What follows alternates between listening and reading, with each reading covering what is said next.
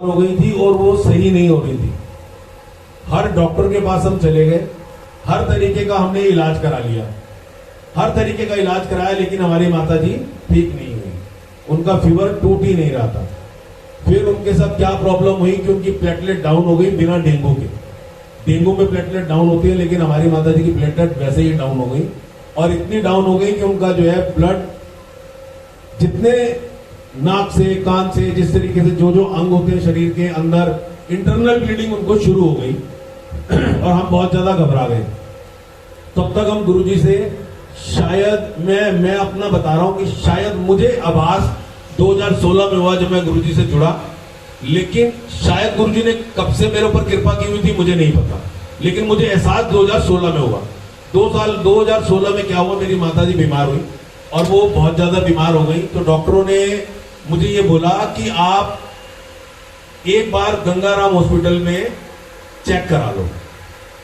और वो डॉक्टर कोई और नहीं थे, मेरे मामा जी थे, और वो मुझे खुल के नहीं बता पाए, इसलिए उन्होंने मुझे गंगाराम रेफर कर दिया। मैं गंगाराम हॉस्पिटल में गया और गंगाराम हॉस्पिटल में जाने के बाद डॉक्टर से मैंने पूछा, मैं डॉक्टर साहब हम यहाँ पे टेस्ट कराने आए हैं, किस चीज का टेस्ट है, क्या है? तो उन्होंने मुझसे एक ही बात बोली, कह रहे कि देखो ऐसा है, हमें लगता है कि शायद कैंसर है, और लगता नहीं है, 99% कैंसर है। आप एक बार इनकी एंजियोग्राफी करा लो, इंडोस्कोपी सॉरी, जो अंदर कैमरा डाल के करते हैं वो एक बार करा लो, और बायोप्सी करानी है कि नहीं करानी है वो बाद में बताएंगे आपको। उससे पहले आप सीटी स्कैन करा लो एक। हमने सीटी स्कैन कराया, सीटी स्कैन के अंदर जो डॉक्टर कह रहे थे वो चीज नजर आ रही थी साफ, 2-3 जगह पे वो चीज नजर आ रही थी। तो डॉक्टर साहब ने हमें कहा कि ऐसा है शर्मा जी, ये वही है, फिर भी हम एक बार इंडोस्कोपी करके ये देख लेते हैं कि ये कितना ज्यादा है। हमने कहा चलो ठीक है जी। बस उन्होंने हमें 5 दिन बाद का टाइम दिया। मैं और अंजलि आंटी हम गुरुजी के बड़े मंदिर गए, और बड़े मंदिर जाने के बाद जैसे हर बेटा अपनी माँ के लिए रोता है, मैं भी रोया। और मैंने अंकल से वहां कहा कि अंकल मेरी मम्मी का ऐसे ऐसे बहुत बीमार है, और अगर आप लंगर प्रसाद दे दो घर के लिए तो बड़ी मेहरबानी होगी। बड़े मंदिर आप लोग सब जाते हैं, लेकिन कभी किसी को पैकिंग में प्रसाद मिला है? सिर्फ कोरोना को छोड़ के, मैं वही क्लैरिफाई कर रहा हूं, कोरोना को छोड़ के जब वो बिठा के कराते थे, कोरोना काल से पहले की बात कर रहा हूं, सन 2016 की, तब कोई प्रसाद पैक होके नहीं मिलता था। उन्होंने मुझे मना कर दिया और मैं बड़ा मायूस, मैं कहा गुरुजी मैंने तो सुना है कि आप बीमारी के देवता हो, और पर चलो इतने मंजली आंटी मेरे पास, क्या हुआ? मैं कह यार मैंने प्रसाद मांगा था मम्मी के लिए, लेकिन उन्होंने प्रसाद नहीं दिया। कह रहे ठीक है। इतने में अंजलि आंटी के पास एक अंकल आते हैं, क्यों होया पुत्र? मैंने कहा जी ऐसे ऐसे मेरी मम्मी की तबीयत खराब है, तो प्रसाद मिल जाता तो शायद मेरी मम्मी ठीक हो जाती। हमने यही सुना प्रसाद में बहुत ताकत होती है, बहुत पावर होती है।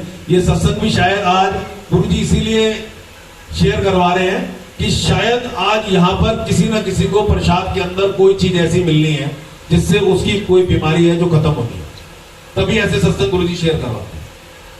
तो उन अंकल ने अंजलि आंटी को कहा कि कोई बात नहीं, उन्होंने इनको एक थैली लाके दे दी अंदर से, रसोई घर में से जाके, उसके अंदर 4 लोगों का ये लंगर प्रसाद था।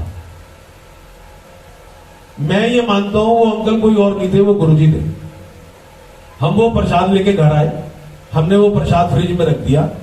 हम रोज उसमें से 2 रोटी प्रसाद निकालते थे दिन में 3 बार, और मम्मी को दे देते थे। मम्मी हमारी उसे खाती थी और ऐसे सो जाती थी घोड़े बेच के, जैसे नींद की गोली दी हो या इंजेक्शन दिया हो नींद को।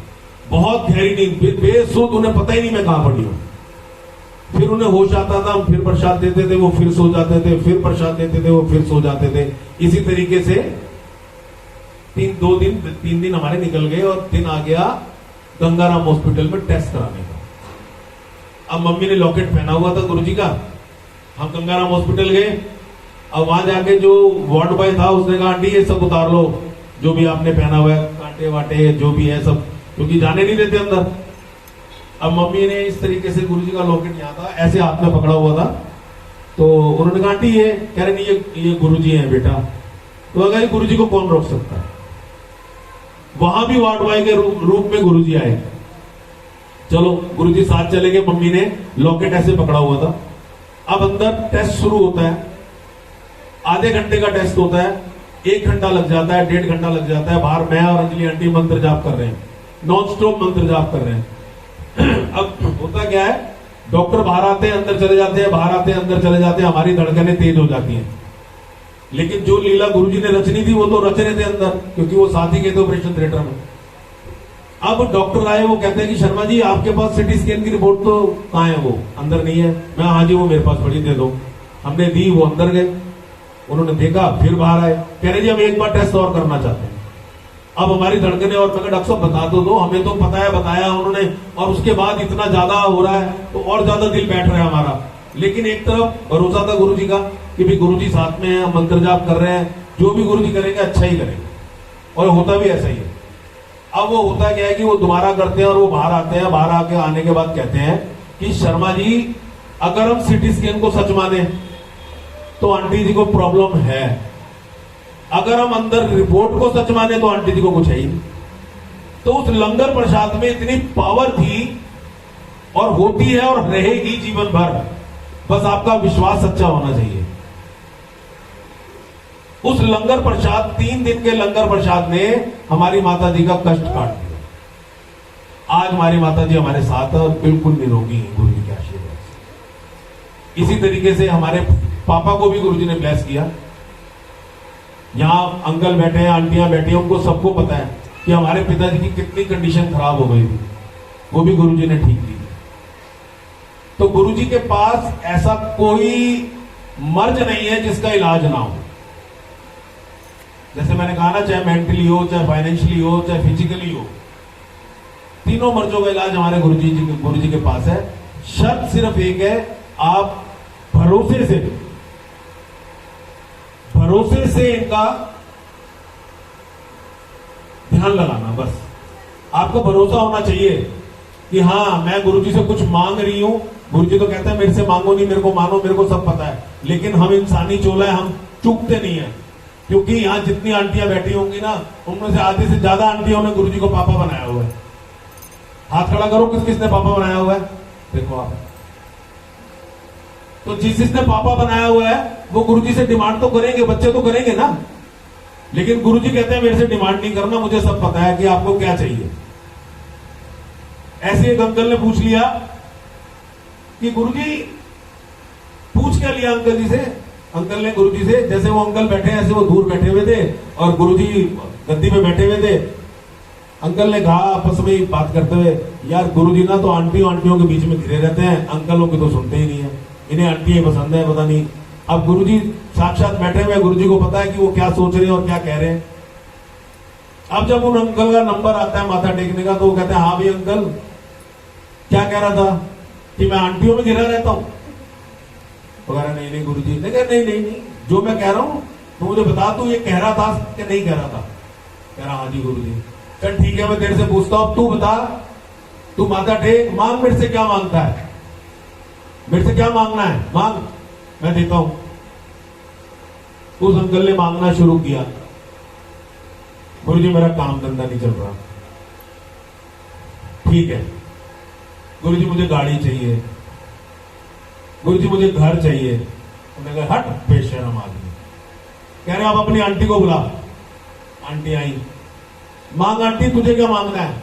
आंटी ने क्या मांगा, गौर से सुनना, सारी आंटियां बैठी हैं यहां। मेरे बच्चे सुखी रहे, मेरे घर वाले का काम चले, मेरे माता पिता स्वस्थ रहे, मेरे सास ससुर ठीक रहे, मेरा भाई मेरी भाभी ठीक रहे। तो कह रही ये फर्क है आंटी में और अंकल में। अंकल ने मांगना है अपने लिए, आंटी ने मांगना है परिवार के लिए। और आप कहीं भी गुरुजी के सत्संग में देख लेना, अंकलों की संख्या कम होगी, आंटियों की संख्या ज्यादा होगी। आप यही नोट कर लो जहां बैठे हो, गिनती गिन लो, 1 2 3 4, गिनती के मेरे ख्याल से 25 अंकल नहीं होंगे और आंटियां 50 से ऊपर होंगे। तो संगत जी बस आज मैं इतना ही सत्संग शेयर करना चाहता था। शायद मैं क्या चाहता था, गुरुजी ने जो मेरे से बुलवाना था मैंने बोल लिया। अब अगर किसी अंकल ने या आंटी ने अपनी कोई ब्लेसिंग शेयर करनी हो, अपना कोई शुक्राना सत्संग करना हो गुरुजी के आगे, तो वो कर सकता है। कोई करना चाहता है? संगत का और हम सबको यहाँ इकट्ठा किया। क्योंकि सत्संग तो गुरु जी करवाते हैं, मैं कौन होती हूँ ये करवाने वाली। अगर एक इंसान कुछ कर सकता तो शायद वो अपनी खोई हुई चीज़ों को इकट्ठा कर लेता, इंसान कुछ नहीं कर सकता। मैं कई सालों से सोच रही थी सत्संग कराने की, और मेरे अंकल भी सोच रहे थे, जो आज हमारे इस बीच में नहीं है, लेकिन गुरुजी ने देखो उनको ब्लेस करके आज भी यहाँ पर याद रखते हुए उनके लिए सत्संग रखा। तो मैं दिल से शुक्राना करती हूँ गुरुजी का कि उन्होंने ये सत्संग कराया, और दिल से शुक्राना करती हूँ पिंटू अंकल का, अंजलि आंटी का, अरुण अंकल का, सबका, जिन्होंने मुझे सहयोग किया ये सत्संग ऑर्गेनाइज करने के लिए, और उनके साथ के बिना शायद मैं ना कर पाती। तो शुक्राना गुरुजी, अपनी ऐसी ब्लेसिंग्स के साथ हमें यहाँ हमेशा अपने साथ जोड़े रखना, मेरे पूरे परिवार को और इस संगत को ब्लेस करना और हमेशा जोड़े रखना। जय गुरु जी, शुक्राना गुरु। जय गुरु जी। संगत जी, जैसा कि आंटी ने भी बताया कि ये काफी टाइम से सोच रही थी, और ये सच्चाई है, जब गुरुजी चाहते हैं होता तभी है। अंकल जब थे तब से सोच रहे थे, आज अंकल नहीं है, गुरुजी ने उनको अपने चरणों में ले लिया है।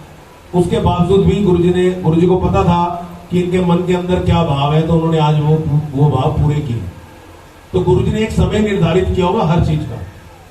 कुछ लोग कहते हैं Pintu uncle, Arora uncle, Sharma uncle, Mehra uncle, Ranbir uncle, Keshav uncle, ये सब जितने भी अंकल हैं ये गुरुजी के बड़े नजदीक हैं, सेवा करते रहते हैं, गुण गाते रहते हैं गुरुजी के। गुरुजी ने पता नहीं ने क्या दिया है, ऐसा कुछ नहीं है। हम लोग गुरुजी को टोटल सरेंडर कर चुके हैं।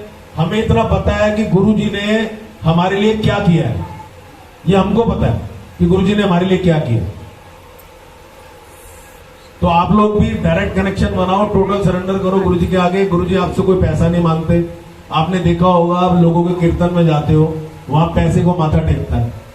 हमारे गुरुजी की गद्दी पे कोई पैसे का माथा नहीं टेकता। हमारे गुरुजी गद्दी पे सिर्फ भाव टेकते हैं। आप अपने भाव से मत्था टेक दो, गुरुजी को पता लग जाएगा आपको क्या चाहिए। इन्होंने देना ही देना, लेना कुछ नहीं है। तो आज अंकल का बर्थडे भी है, क्या नाम है, अजय कोचर अंकल का आज बर्थडे भी है। तो उनकी बिटिया की बड़ी ख्वाहिश थी कि गुरुजी के सत्संग वाले दिन उनका बर्थडे मनाया जाए, क्योंकि उनके बर्थडे वाले दिन ही आज सत्संग रखा गया है। तो केक कटिंग अभी हम लोग आप लोगों के सामने करते हैं, क्योंकि गुरुजी कहते थे कि मैं संगत के बीच में ही हूँ। जब आप लोग सब विराजमान हो तो गुरुजी भी विराजमान है, तो केक कट जाएगा, तो आप सबका आशीर्वाद अजय अंकल को मिल जाएगा, उनकी फैमिली को मिल जाएगा। तो संगत जी, अगर आप लोग इजाजत दो तो मैं केक मंगवा लूं। अमन अंकल,